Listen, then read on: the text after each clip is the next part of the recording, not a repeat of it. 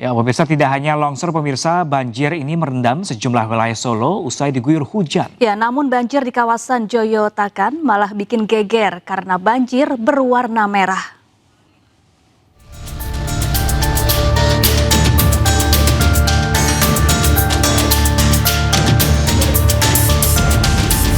Warga RW 6 Kelurahan Joyotakan, Kecamatan Serengan, Solo, Jawa Tengah kaget.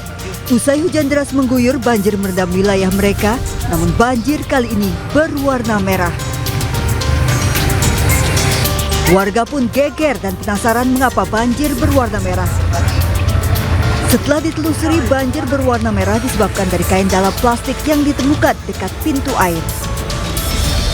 Nah, waktu kita berusaha naik ke atas tangga pintu air itu kita melihat, oh, airnya berwarna merah. Ternyata kita telusuri, sekitar sini ada plastik. Ada plastik itu di dalamnya kayak semacam ada pewarna gitu loh. Beberapa titik di kota Solo terpantau banjir hingga 1 meter usai diguyur hujan, dengan 9 kelurahan terdampak dan kelurahan Joyotakan yang terparah. Dari Solo, Jawa Tengah, Diah Sinta, iNews melaporkan.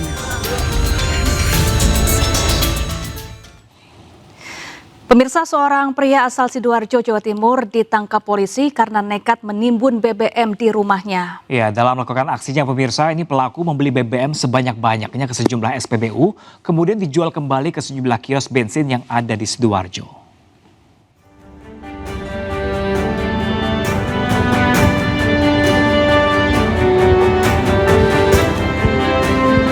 Berbekal laporan masyarakat, unit Tipiter Satreskrim Polresta Sidoarjo menggerebek sebuah rumah yang dijadikan tempat penimbunan BBM bersubsidi jenis Pertalite.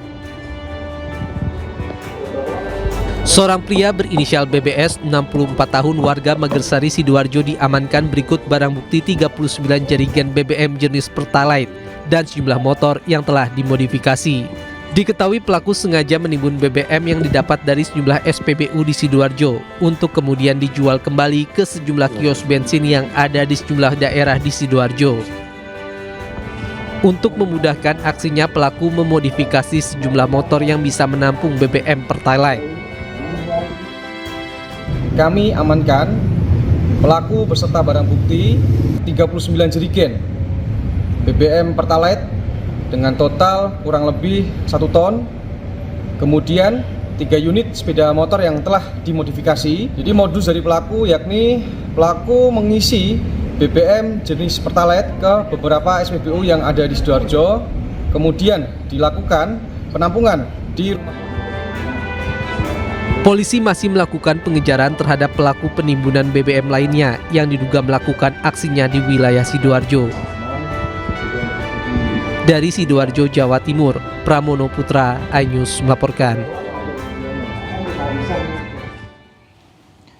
Setelah kenaikan harga BBM, kini harga gas LPG non-subsidi ukuran 5,5 dan 12 kg juga alami kenaikan harga. Ya, kenaikan berlaku di seluruh Indonesia dan pertama kali sejak tahun 2023.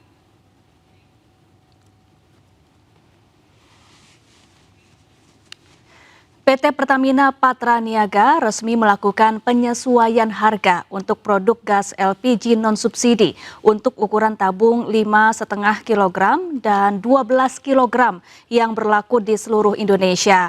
Untuk wilayah Jawa, Bali, dan Nusa Tenggara Barat, harga LPG 5,5 kg naik sebesar Rp17.000 menjadi Rp107.000 per tabung. Sedangkan kemasan 12 kg di wilayah Banten hingga Bali kini dibanderol seharga Rp228.000 atau mengalami kenaikan sebesar Rp36.000 dari harga sebelumnya. PT Pertamina menyatakan kenaikan harga dengan mempertimbangkan perkembangan harga energi global dan nilai tukar rupiah, serta untuk menjaga keberlanjutan pasokan energi.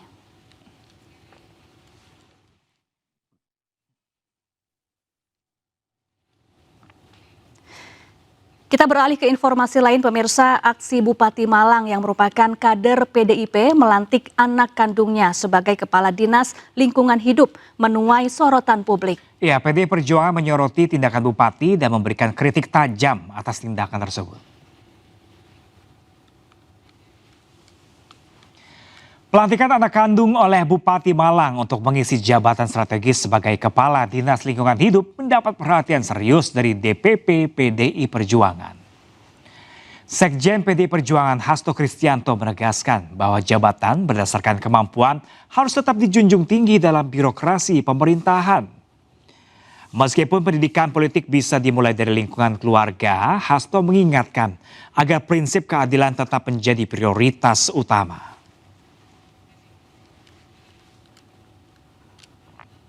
Kami telah mendapat informasi seperti itu, fraksi PD Perjuangan kami minta untuk mengkritisi hal tersebut.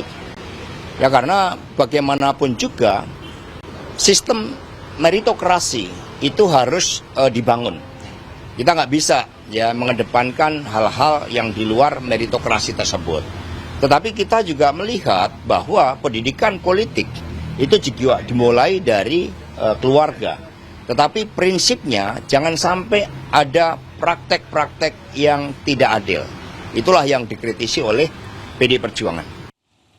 Pemprov Jakarta membuka pendaftaran kartu layanan gratis khusus lansia dan penyandang disabilitas. Ya, kartu layanan gratis tersebut dapat digunakan untuk berbagai transportasi seperti Transjakarta, LRT, MRT, hingga Jaklingko. Dinas Perhubungan DKI Jakarta hari ini kembali membuka booth untuk membuat kartu layanan gratis khusus untuk lansia di atas 60 tahun dan juga penyandang disabilitas. Nah, kalau bisa Anda lihat, ini dari jam 6 pagi tadi ini sudah dipadati oleh masyarakat yang antusias ingin membuat kartu layanan gratis yang nanti bisa digunakan untuk naik Transjakarta, kemudian MRT ataupun LRT. Nah, untuk mengetahui keseruannya, saya akan coba mengajak Anda berbincang dengan salah satu masyarakat yang saat ini sedang mengantri nih untuk membuat kartu layanan gratis. Halo Ibu, selamat pagi. Ibu boleh maju sedikit Bu? Oke. Nah Ibu boleh diperkenalkan namanya siapa nih Bu? Ya. Susi Sugiyarti. Haji Rohaya. Ibu Eti Sumiati. Ibu nih hari ini gimana nih? Bisa diceritakan sedikit untuk proses pendaftaran kartu layanan gratis Ibu? Mudah. Terus kita dibantu sama karyawan dari Transjakartanya. Jadi kita hanya menyerahkan KTP. Setelah itu kita didata. Setelah didata langsung dipoto dan mendapat nomor antrian, itu aja. Ibu boleh tadi apa aja sih yang bisa dibawa untuk persyaratan daftar ini? KTP aja. Terus sama usia lansia 60. Nah, Ibu, apa sih tanggapan Ibu nih terkait program ini nih? Kalau bisa dipermudah, terus lagi jangan seminggu sekali. Jadi karena di sini kan warga banyak, kalau antri seperti ini untuk usia-usia lansia sepertinya sulit. Ini lagi proses ngantri ya, ini lagi nunggu kartunya. Iya, betul. Ibu terima kasih banyak atas waktunya ya, selamat beraktivitas kembali.